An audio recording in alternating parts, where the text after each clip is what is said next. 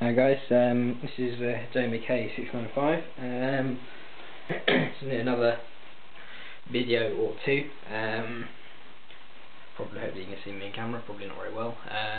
But yeah, I'm just going to do a little random kind of video on an RC. Yeah, tyres. For RC there's all, because obviously there's different classes. There's 1/10 scale, there's 1/8, there's 1/12, there's 1/36, there's 1/18. There's 1/5. They're all different scales. For instance, these tyres here off on my buggy, these are 1/8 buggy tyres. You can get 1/8 truggy tyres, which are a lot bigger because truggies are in between a monster truck and a buggy. But these are standard size 1/8 scale buggy wheels and tyres. They're two different tyre / wheel combination I've got here. First thing I'll show you is these ones, which are Proline Crime Fighters, which when I first originally got these, which was quite a while ago to be fair, these were the top tyres to use.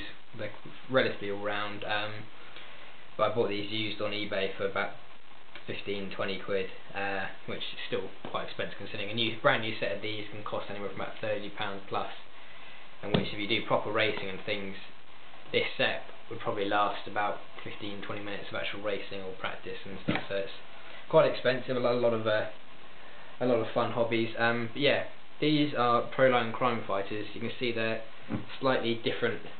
See that there, the tread pattern compared to that. They're very similar. But obviously this has got a bit more cross hatch. That's got the rectangle piece in the middle.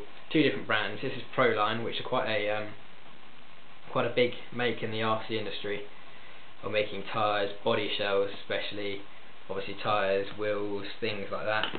And then you've got the these are some quite a well-known electric, mainly in the electric sort of department of RC. They're quite big, but these are LRP, which do a lot of sort of brushless stuff, and ESC for electric cars, basically. Not so much the nitro, which they're slowly getting into doing tyres and wheels for. These are the LRP Kamikaze, which are fairly similar to the Crime Fighters, to be fair. These are medium compound, so these, obviously the dish wheels, LRP ones, those are just some X-ray ones, X-ray like spoked ones. Majority of people run dish because they're slightly easier, user-friendly, supposedly a little bit lighter and better aerodynamics, but they just are a lot easier to clean, especially if it's muddy. On these, the mud goes in here and it sits on the inside of the rim, and it's pain. At least this, you can only get in this way instead of the outside. But yeah, now these are LRPs. These are what I've got to use for the local track. It's a one tyre brand, like a control tyre, for instance. So if you do in the actual race, you have to use these tyres to get anywhere with points, basically. Otherwise, it doesn't count because everyone uses exactly the same tyres. Obviously, it's the same with most other tyres of any kind of automotive, or you get obviously different compounds. These are medium, which is obviously not the softest, but they're not the hardest.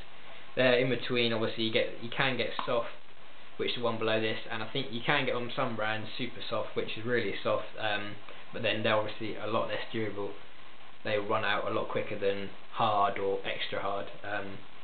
Which these are medium as well, and these feel slightly more stiffer, and as well obviously the inserts, depending on if the insert's medium, soft or hard, will play a big factor. And obviously tyre tread, and so obviously different tyre treads work better on different situations. At one track on one day, this tread might work better than, for instance, the Crime Fighters. The next day it's slightly damper or like muddier, and the Crime Fighters work better than these. So it's a lot of higgledy-piggledy stuff. Really like that word, but yeah, so that's the main thing on tyres. Obviously you get hundreds and hundreds of different designs, bigger lugs for more durable sort of, not so much racing. You get smaller pins for softer like play and things like that. So obviously tyre choice is quite a big thing in racing, and obviously you might be able to see in here, they've got holes there in the tyres. Obviously you've got 2 on each wheel. It's just to let out any excess dirt that gets in their water once you clean them, and basically they help get back to shape properly. If they're not, if you land quite hard, they'll stay in that sort of thing for a couple of seconds. Obviously, if you've got an air hole that the air can go back out and into, obviously get into its shape a lot better than these. I've done holes in there and in the rims, as when I first got them they had holes in the rims, but apparently that's a bad idea because water then gets in there, and there's, with the holes in the outside, the centrifugal force when the car's going obviously flings the mud and the dirt and water out, as well as if it's on the inside there it doesn't. And I probably dread to think what the foam inserts look like inside of there with water and mud and crud and things like that. Yeah, so that's basics on tyres. Basically I'm going to do another quick on fuel bottles. Obviously quite a big necessity in obviously putting fuel into your buggy car. But yeah, obviously this is a newer one which I bought, which obviously that's got a little bit of water, so it's a bit stiffer, but you can see how easy that is to squish compared to that. Obviously it's got a bit of water, but it is a lot stiffer. Obviously this holds a lot more, so it's hell of a lot. Think how quickly you could pour stuff out in that one compared to that. Obviously it holds a lot more, and it's slightly nicer with the aluminium shaft and things like that. And obviously you get things like this, which is called a fuel gun, which some people like, some people don't like, in the sense of you fill it up with fuel through there, and as your car comes in, I'll just demonstrate quickly, won't work very well. As your car comes in, obviously you have your body shell on, this will be filled up with fuel, you open the lid, dump it in, pour, and basically this has got a special valve in here. Once the water, for instance, is filling up, once it touches there, it stops it, so it doesn't fill up anymore. The only downside with having a bottle like this is you can pour it in there, pour it in, and if you leave it there too long, obviously you'll get an overspill, go over everything, and if you get it onto brakes, they're turned pretty much useless. So that is the one plus side about using a something like these, but then they can be a bit of a hassle. Majority of the time they leak everywhere, and a lot of people prefer bottles as a slightly more easier friend. You can put them down somewhere. With this it leaks and have to fill up more nearer to when you're doing it, someone's doing a pit stop or you're doing it for someone. But then in the end, other time, some people say that this is, if you get someone who knows how to use these properly and can do it fast, it's quicker than using one of these. But I can't really see how, considering this, you just pour in, it stops, pull out, close, obviously chuck the buggy in or monster truck, whatever.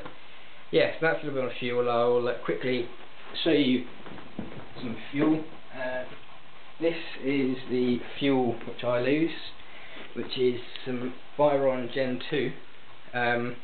This is 25%, obviously different percentages, sun's come out, depending on your engine, things like that. The more recreational, sort of cheaper of the engines, the lower percentage. You can go anything from about 15% to about 35%, which it just depends on the caster or the auto blend inside.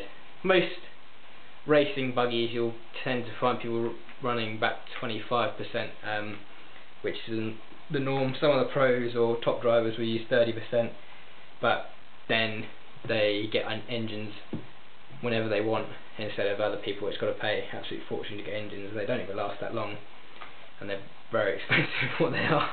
And obviously you can get 15%, which doesn't give you the full power that, for instance, 25%, but then it will be a lot more easy on your engine and it should last a lot longer.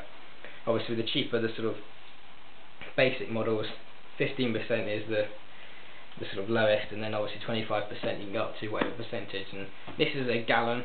Obviously this cost me £25 for a gallon, and this will probably do anywhere from about 15 to 15 odd tanks, I think. I've not precisely measured it, but that's roughly what I do. And obviously you can get quarter of a gallon, which I think is about £16, but it's cheaper to just 25 for a gallon instead of, it's slightly more expensive by 2 quarts. But yeah, so that's basic fuel. Obviously the colours, you always get different brands, have different percentage of oil. But yeah, so that's the little basics, and obviously that's all I can think of at the moment, and I'll hopefully do some more videos, and some are uploaded, should be in front of these new ones. So